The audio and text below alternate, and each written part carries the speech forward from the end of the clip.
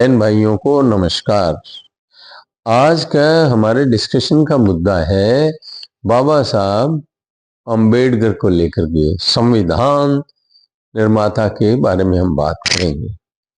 हम ये बात करेंगे कि उनका किसने सम्मान किया, किसने अपमान किया, क्योंकि अभी बड़ा शोर शराबा मचा रखा है प्रतिपक्ष ने और अमित शाह जी के ऊपर ये इल्जाम है कि उन्होंने इनका अपमान किया है, जबकि उन्होंने क्लैरिफिकेशन दिया हमने अपमान नहीं किया। हम थोड़ा ऐतिहासिक पृष्ठभूमि में जाते हैं। बाबा साहब अम्बेडकर का भारत के संविधान निर्माण में अत्यंत ही महत्वपूर्ण स्थान है, इसीलिए उन्हें संविधान निर्माता कहा जाता है।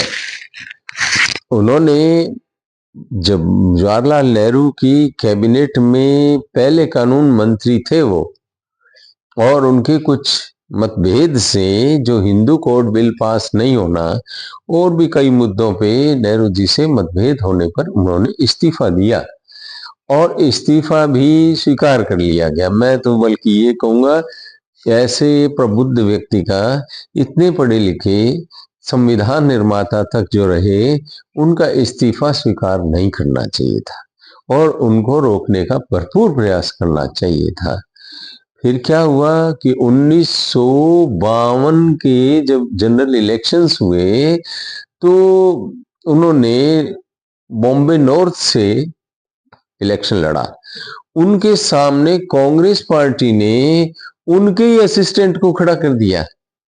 अब बताओ कि क्या इतना भी सम्मान अपने साथी के लिए, संविधान निर्माता के लिए नहीं हो सकता था कि कांग्रेस वहां कोई कैंडिडेट ही नहीं खड़ा करती?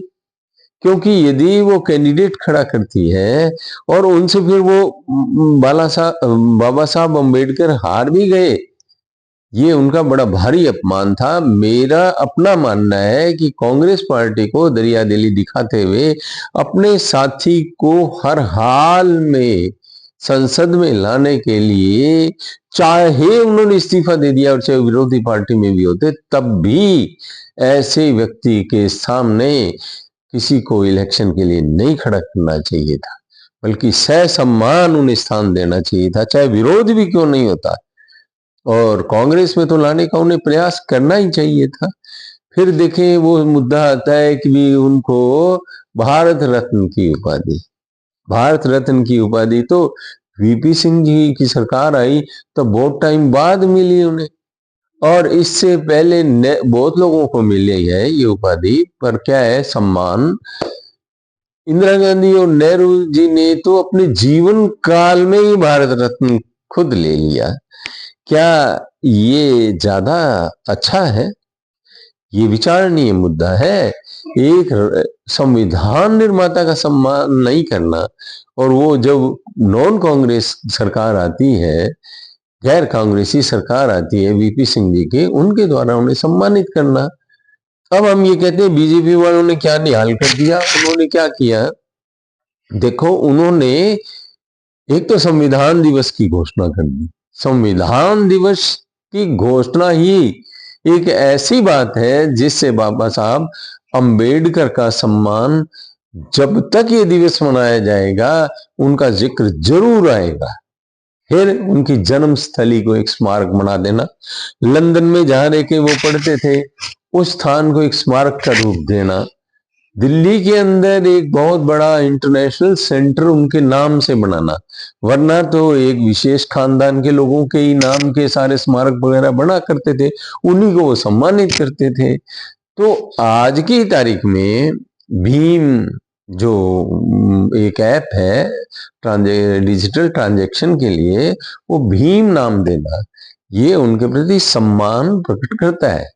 बाकी तो ठीक है, ये प्रजातंत्र है, इसमें और प्रजातंत्र है या वोटों की मारामारी रहती है भाई, सीधी बात है।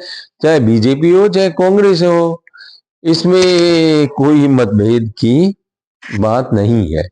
आज की तारीख में मोदी कैबिनेट में, मोदी सरकार में दलितों का सर्वाधिक आज तक का रिप्रेजेंटेशन है, वो जो 10% से भी ज्यादा है। अब मैं ये नहीं कहता कि किसने क्या सम्मान अपमान किया, लेकिन कुछ मुद्दे तो कांग्रेस को हमेशा ही जवाब देना पड़ेगा कि उन्होंने भारत रत्न की उपाधि एक इतने शिक्षित भारत के संविधान निर्माता और बड़ी ही उपेक्षित स्थितियों में पड़ना, उनकी खास बात ये है कि बड़ी उपेक्षापूर्ण समाज था पहले। आज भी भेदभाव लोग कर देते हैं, हालांकि ये मानवीयता के विरुद्ध है और भेदभावपूर्ण समाज कभी भी नहीं होना चाहिए। सबको समान स्थितियां मिलनी चाहिए। तो भाइयों, आपको मैंने मोटे मोटे मुद्दे लिए हैं, मैंने ज्यादा अंदर इसकी छोटी मोटी बातों पे नहीं गया। मैं ये कहना चाहता हूं कि कांग्रेस पार्टी को कई मामलों में जवाब देना चाहिए कि उन्होंने अंबेडकर साहब की जहां जहां सम्मान हो सकता था उन्हें वो समुचित सम्मान क्यों नहीं दिया। बीजेपी ने अपने प्रयास किए हैं जो मैंने आपको गिनवाए भी हैं, और बाकी आप देख लेना। यदि मैंने कोई भेदभाव किया है तो आप टिप्पणियां दे देना, यदि मैंने फैक्चुअली कोई इनकरेक्ट बात की है तो आप टिप्पणी दें। आपने सुना, आपका बहुत बहुत धन्यवाद है। आपको पसंद आए तो लाइक शेयर और सब्सक्राइब कर देना। बहुत बहुत धन्यवाद पुनः पुनः।